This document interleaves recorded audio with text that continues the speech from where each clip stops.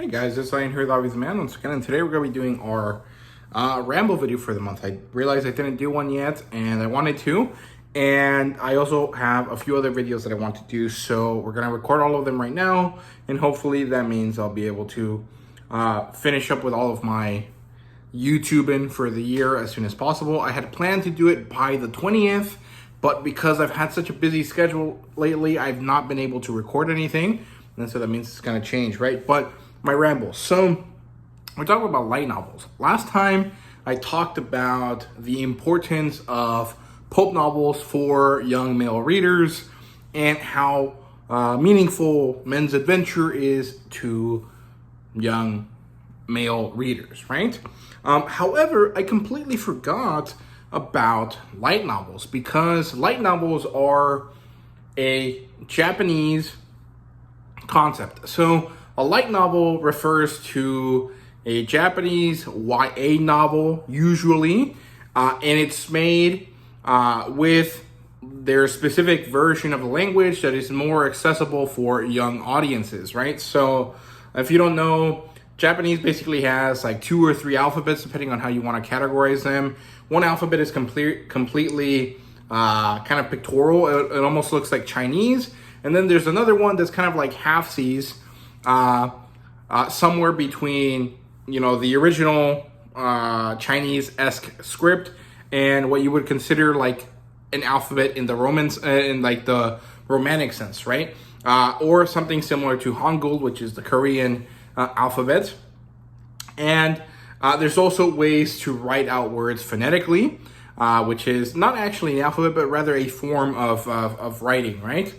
And so light novels, the name light novel, refers to the fact that these novels are written in the easier version of the language in order to be more massively appealing to as many people as possible. Now, when it comes to light novels, especially when it comes to an American person, realistically, there is no difference between a light novel and a normal book in terms of like how it is structured. Like at the end of the day, it is just a book. In English, once the translation has been made, there is no actual difference in how you read the book. However, there is a pretty big difference in the content of the book and the style of storytelling in the book. So light novels kind of follow this system of like meta writing, where like, okay, the meta for this couple years is this type of theme with these types of characters. And then if you go backwards in time, you'll see that there was a different theme with a different archetype of characters, and you can do that over and over. And then you can do that to modern kind of things that are coming out now. And the current meta is more or less like portal fantasy. It's called isekai in Japanese. It's basically a word that encompasses a lot of different scenarios where our character ends up in a different world for a reason, right? And this reason can be because they got stuck in a video game world. It can be because they died. It could be because they got summoned. It could be for any variety of reasons, right? And this isekai trope is very similar to portal fantasy. It is essentially a type of portal fantasy. It is a meta that was kind of normal for manga in the late 90s or like 80s and late 90s. But then kind of went away for a while, and then it resurged in light novels. Around 2012-ish is when it became popular enough to be kind of brought over to the US. When people think of isekai novels, they think of Sword Art Online, the anime. Technically, Sword Art Online is not a isekai, but it is as close as you'll get without it being one. So essentially, it is one, even if no one, even if it's not actually, because just public perception makes it so. So you can read those if you're interested. The other kind of meta that is really popular, and it has still been popular for a while, is like in the same kind of vein of isekai, is being transported into the main character's favorite video game and then dealing with video game mechanics. This is lit RPG. This blew up in the US also around the 2012s, maybe. I think maybe 2015 was when it got really big. It was a genre that got really popular in Russia, and then American self-published authors started picking it up. Eventually, one of them became really popular.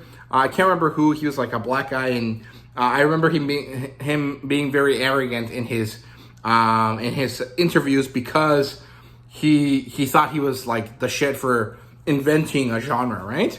A lot of American authors have started adopting this, or at least Western authors, but most of them are in the self-published work.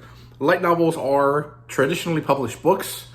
Usually they do start out as self-published web novels. So eventually a company decides that, this web novel has gathered enough attention for us to be able to make money off of it. So we're going to take this light novel from this website, we're going to contact the author, and we're going to strike a deal with this author.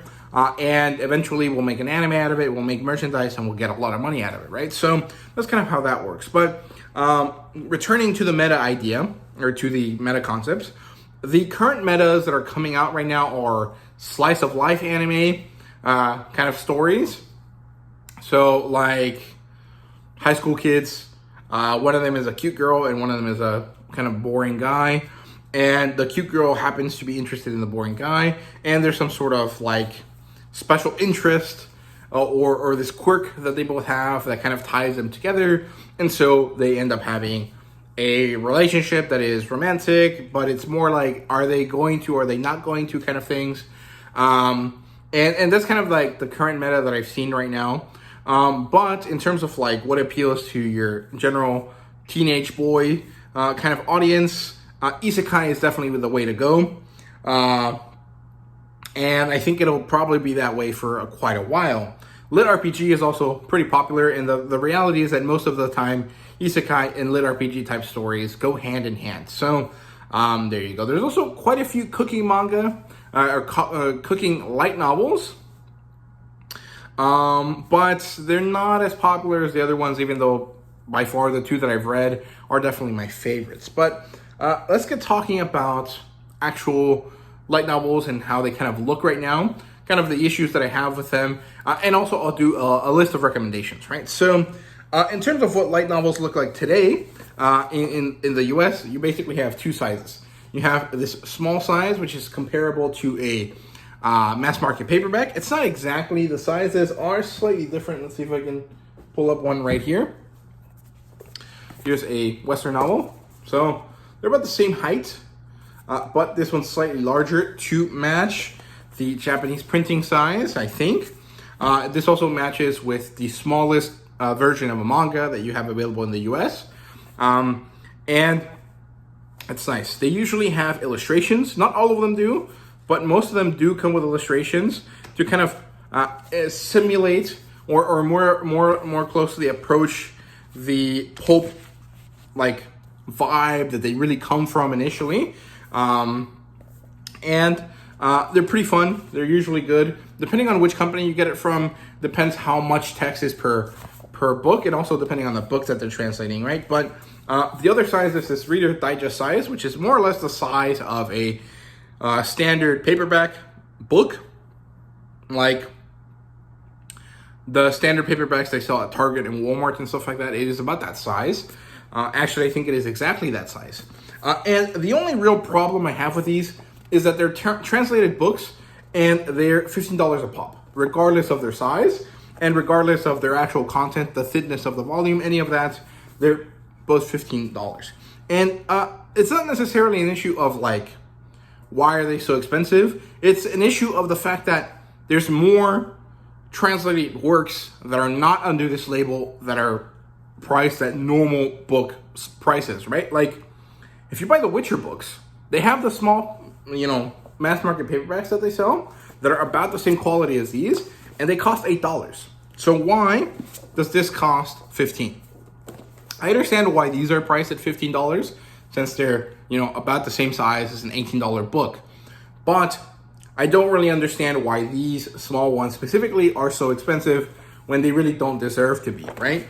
However, that's kind of like a me issue. It's not necessarily an issue that might affect you personally, but it is something that happens. However, there's a lot of stores, especially online stores, that you can buy light novels from that will sell them to you at a discount price. So you won't really have to pay $15 for them. But if you go to a traditional bookstore and you go to their manga section and you go to the section of the manga section that has the light novels, you'll have to pay full price, and that is, to me, a pretty hefty one, right? So that's kind of the only issue there. However, there's also the other issue, which is if you're older than 25, you'll probably find a lot of the light novel tropes and kind of standard mode of operation to be rather boring after a while, because especially if you get like the standard high school main character isekai types books, and honestly some of the slice of life ones too, you'll realize that they're basically all the same story with only slight tweaks to make it different, right? Usually the tweak is there's a slightly different special interest that the characters have, or the mechanic of what their power is different, right? It's usually a skill that overpowers the game mechanic that they're using, and so it manages to be kind of different. It might also be that they had a special interest growing up, or there was something about them that was specifically tuned for the situation they find themselves in. So it is not necessarily out of the realm of standard heroic kind of fantasy or, main character kind of powers, but it is exacerbated to a ridiculous situation or to a ridiculous level in light novels. So if you're, past 25, you'll probably find a lot of these moments and situations to be rather boring and repetitive, and so repetitive that you might not want to read light novels, especially if you read a lot of them. But with some careful tweaking of your light novel reading, you'll probably end up finding the right light novels for you. So in terms of recommendations, I don't want to recommend exactly the best ones right off the bat, but I do have 2 or 3 of them that I think will work pretty well for just about anyone. So the first one is definitely Infinite Dendrogram, which is the one that I'm showing here, which is basically a better version of Sword Art Online. It is about a main character that lives in 2040. There's this new VR MMO video game that has launched, and he got himself a headset to play this game, and he logged into this game. Once he logs in, he realizes that he managed to unlock a special companion, and that there's more than meets the eye to this companion. And he also realizes that these 2D characters are actually almost as complex as real people, and if not more so. And the reality of their situation trapped in a video game is actually even slightly more horrifying than in real life. And so he becomes attached to them, and he develops kind of feelings of in kind of like incongruency. He doesn't really feel like he fits in the real world anymore. He feels like he's more set for the digital world, and so that kind of starts this character off this specific path. And I think that the way of the writing here is quite good. The way that the story is translated is very good. It makes it very easy to read and very enjoyable to read. And there's also a certain level of complexity to the way this character feels that you really don't see in your standard trapped in a video game kind of light novels, right? So that's recommendation number 1. Recommendation number 2 is Solo Leveling. This is an 8-volume series. Infinite Dendrogram is still ongoing, and I think it's at 13 volumes right now.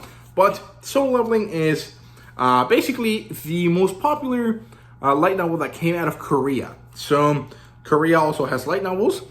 They're more or less the same as Japanese light novels, but they have slightly different vibes to them because they are from a different country, and so they're going to have, different things in them, different kind of sensibilities to them, right? But Solo Leveling is the largest story that's come out of Korea in the last 15 years in terms of like popular media, and it's really good. It focuses on this character, Jinwoo Sun, who is the weakest hunter ever. So hunters are basically humans that have achieved a certain level of magical affinity, and so this allows them to awaken powers. And Jinwoo Sun is a D ranker, which is the lowest rung of awakened beings, of powered beings. And within this ranking, he's actually the weakest one in existence. However, he gets trapped in a dungeon one day, spelunking with his team, and something happens that unlocks his ability, and he now has the ability to level up, which is an ability that no one else has. And so his name, the name of the series is Solo Leveling. And this awakens this desire for growth and power in Jin Woo-sung, but also it allows him to do what he set out to do from the get-go, which is protect his family, get his mother back into good health, and support financially his younger sister, right? And so this then unleashes a really interesting story that I really love. I think it's one of the best light novels I've ever read. Not that I've read like an insane amount of them, but I have read quite a few, and I think this is one of the better ones, right? And the last one that I think is really good for beginners is Goblin Slayer. Now, I know that people probably will tell you the Goblin Slayer is a little bit too dark and fucked up, and that is kind of true, but I think the anime actually makes most people think this, and the anime is a little bit more graphic, actually a lot more graphic than the light novel. And the light novel is quite good. I recommend it. And the interesting thing about Goblin Slayer is that it follows a character that lives in a world that is all completely fantasy. This is a like a proper second world fantasy story, whereas the other two are kind of an urban fantasy for Solo Leveling and a portal fantasy lit RPG type story for Infinite Dendrogram, right? So Goblin Slayer is for sure a proper fantasy novel. However, things about the novel let you know that this is actually a campaign that some D&D players are playing, right? Or at least it is based on a campaign that D&D players are playing, because there's this mention of the gods rolling dice to see what actions are taken, right? And so it's pretty interesting. I think that kind of meta aspect is cool. It's not really that important to the story. The story is actually about this guy who goes by the name Goblin Slayer, because every character is named by their class and their ability, I guess, in this world. And he suffered a lot of trauma because of goblins. And so he basically embarked on a holy mission to eradicate goblins from the world. However, he's only one man, and he'll never be able to do that, but he at least tries to make sure that there are no goblins in the region where he lives. He ends up saving a young priestess from a goblin attack deep in a dungeon or deep in a cave, and so this young girl gets attached to him.